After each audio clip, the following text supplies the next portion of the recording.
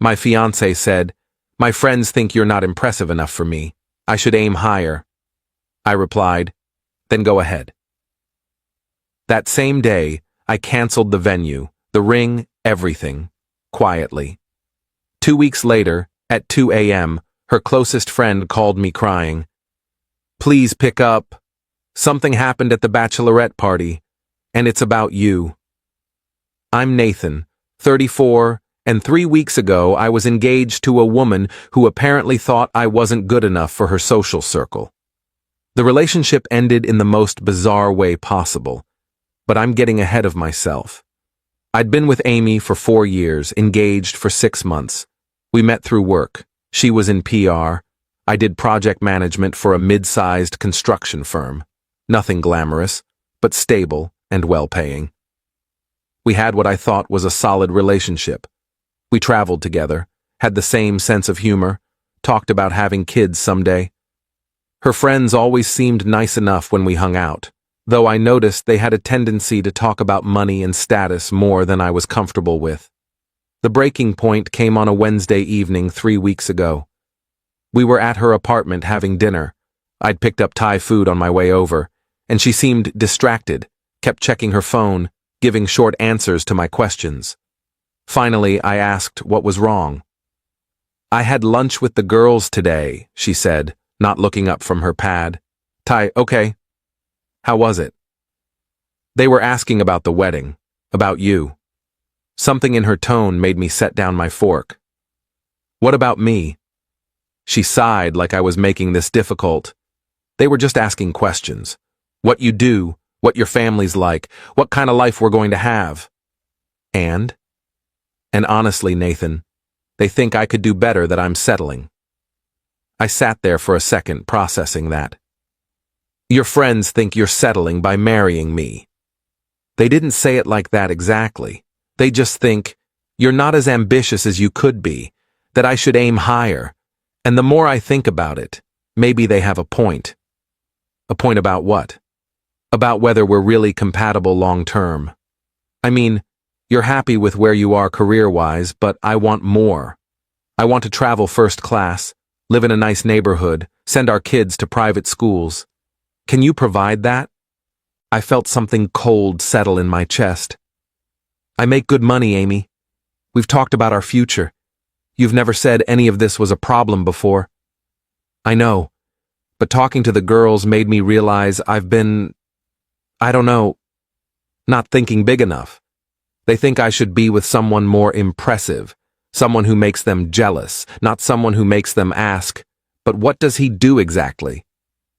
So your friends don't think I'm impressive enough, and now you agree with them." "I'm just being honest about my concerns." I nodded slowly. "Okay. Then go ahead and aim higher." She looked surprised. "What?" "If you think you can do better than me, go ahead and try. I'm not going to sit here and audition to be good enough for you or your friends. Either you want to marry me or you don't." "Nathan, don't be dramatic."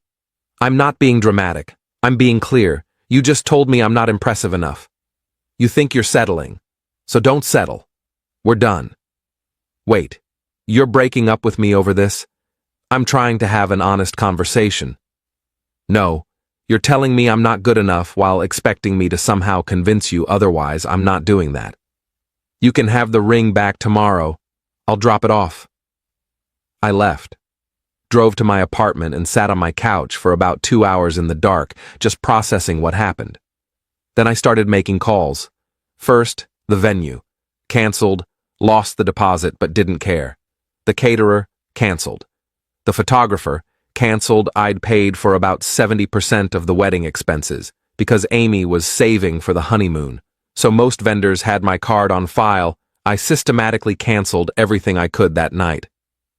The next morning, I took the engagement ring, an $8,000 ring I'd saved for over a year to buy, back to the jeweler.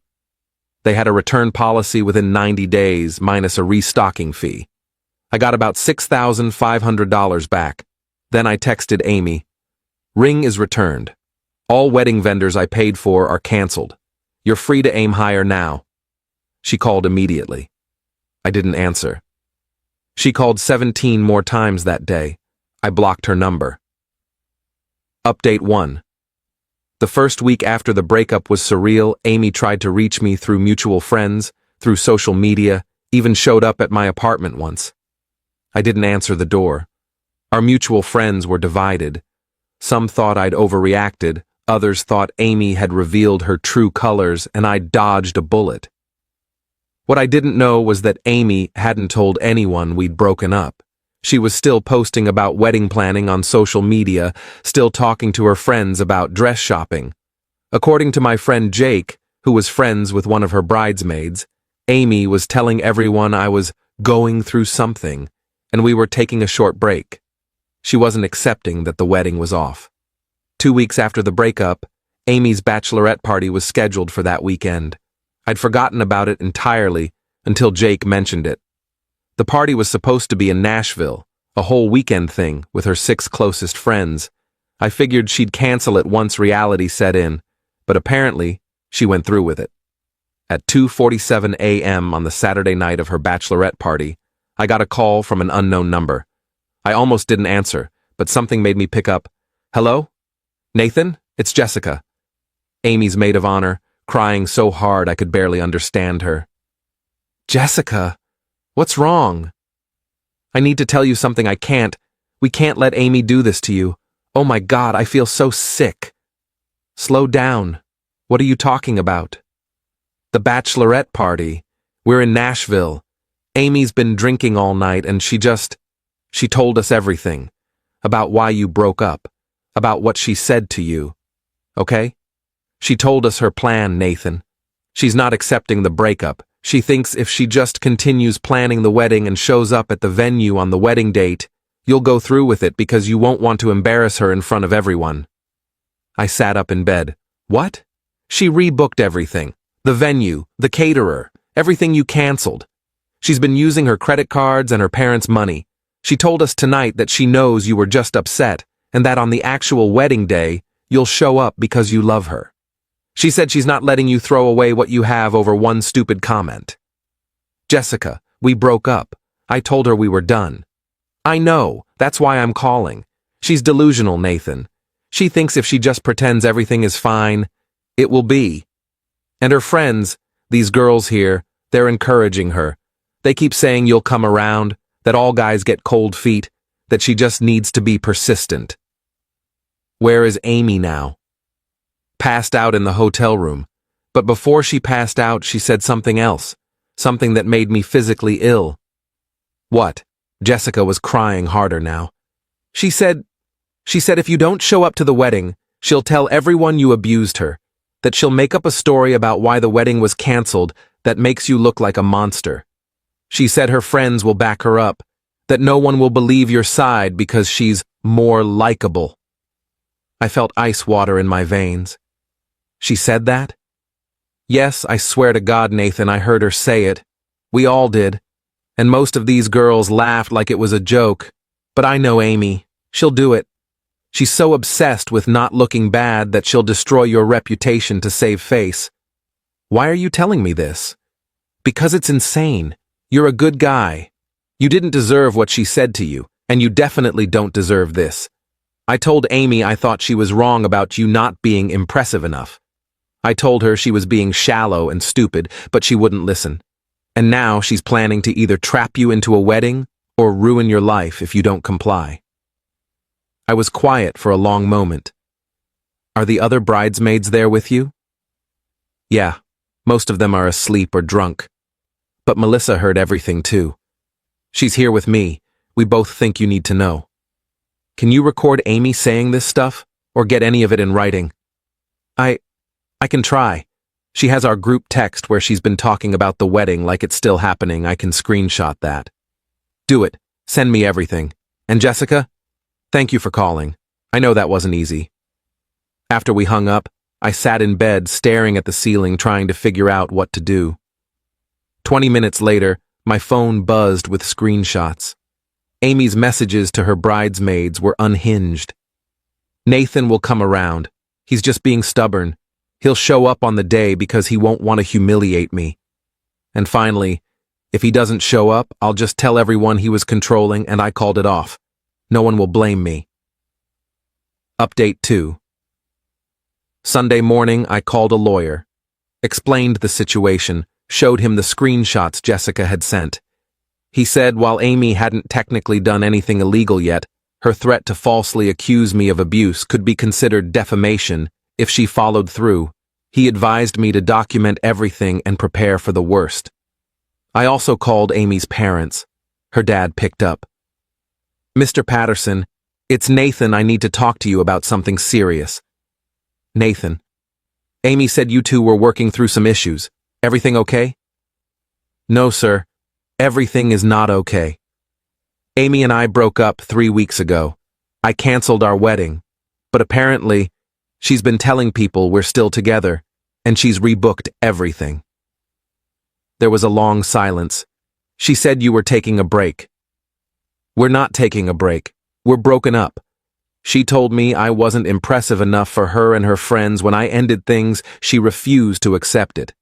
Now she's in Nashville telling her bridesmaids that if I don't show up to a wedding I didn't agree to, she'll falsely claim I abused her." Nathan, that's a serious accusation. I have proof. Her maid of honor called me last night. I have screenshots of Amy's messages. She's planning to either force me into this wedding or destroy my reputation. I wanted you to hear this from me before it escalates. Mr. Patterson asked me to send him the screenshots. I did. He said he'd call me back. He called back 2 hours later. I talked to Amy. She's not in a good place, Nathan. She admitted she's been in denial about the breakup. She swears she wouldn't actually make false accusations, that she was drunk and talking nonsense. With all due respect, sir, drunk words are sober thoughts. I can't trust that she won't go through with it. I understand. I'm going to get her home from Nashville today, and we're going to have a family conversation. I'm also going to make sure the wedding vendors are contacted and everything is definitively canceled. You have my word. Thank you. Nathan, for what it's worth, I think Amy made a terrible mistake. You've always been good to her. I'm sorry it ended this way. Update 3. Amy's parents did cancel everything and apparently staged some kind of intervention. Jessica texted me updates over the next few days. Amy was forced to tell her friends the truth, that we were broken up, that she'd sabotaged the relationship by telling me I wasn't good enough, and that her plan to wait me out had failed spectacularly. The friend group imploded. Jessica and Melissa both distanced themselves from Amy, disgusted by her behavior. The other bridesmaids apparently felt deceived and embarrassed that they'd been helping plan a wedding that wasn't happening. Amy's reputation in her social circle took a massive hit. 4 days after the Nashville incident, Amy sent me a long email. It was partly apologetic, partly defensive, and included a lot of excuses about how she'd been confused and influenced by the wrong people. She claimed she never would have actually accused me of abuse, that it was just drunk talk. She asked if we could meet for coffee to get closure. I didn't respond. A week later, I heard through Jake that Amy had started therapy. Her parents had apparently made it a condition of continuing to support her financially. I was glad she was getting help, but it wasn't my problem anymore. The weirdest part of all this was how many people reached out to tell me I'd done the right thing. Friends I hadn't talked to in years, even Amy's cousin, who I'd met maybe twice, sent messages saying they'd always thought Amy was too focused on appearances and status. It was validating, but also made me wonder how many people had been thinking that while we were together. Final update. It's been 2 months since the breakup. I'm doing well, all things considered. I've been focusing on work, started going to the gym more consistently, and reconnected with some friends I'd neglected during the relationship. Jessica and I have stayed in touch, just as friends. She feels guilty about not speaking up sooner about Amy's behavior. I told her she doesn't need to feel guilty. She called me when it mattered most. Amy moved to a different city about 3 weeks ago, got a job transfer according to Jessica. I think she was too embarrassed to stay here after everything that happened. The story got around, not because I told people, but because the bridesmaids talked, and it spread. In a city this size, that kind of drama doesn't stay quiet. I ran into one of Amy's friends from that lunch, the one who apparently started the whole "you're not impressive enough" conversation. At a coffee shop last week, she actually approached me. "Nathan, hi. Can I talk to you for a second?" "Sure. I just wanted to say I'm sorry. For what I said about you to Amy, I didn't think she'd actually take it seriously, and I definitely didn't think it would blow up like this." "What exactly did you say?" She looked uncomfortable. "I asked if you were really ambitious enough for her lifestyle. It was stupid and judgmental. I was projecting my own issues onto your relationship. Amy's always been a little insecure about how she measures up, and I think I fed into that. I feel terrible." "Did you know she was planning to go through with the wedding anyway?" "No, I swear I didn't know about that until after Nashville. When I found out what she said about making false accusations, I was horrified. That's not okay. No, it's not. For what it's worth, I think she really did love you. She just got it in her head that she needed to be with someone more flashy to prove something to people. It was never really about you." I nodded. "Thanks for apologizing. I appreciate it." She left, and I sat there with my coffee thinking about what she'd said. Amy loved me, but not enough to defend me to her friends, not enough to be proud of what we had instead of chasing some imaginary better option. That kind of love isn't enough. I'm not bitter anymore, just relieved. Relieved that I found out before the wedding. Relieved that Jessica called me that night. Relieved that I didn't waste more years with someone who saw me as a status symbol instead of a partner. The engagement ring money is sitting in a savings account. I'm not sure what I'll do with it yet. Maybe a trip somewhere I've always wanted to go. Maybe just let it sit there as a reminder that I made the right choice. Amy's parents sent me a card last week apologizing for everything and thanking me for handling it with maturity. That was unexpected, but nice. As for dating again, I'm not there yet, but I'm open to it eventually. Next time, I'll be more careful about someone's values, about whether they see me as enough, exactly as I am, without needing to be more impressive for their friends. I learned that the right person won't need to aim higher because they'll already know they hit the target.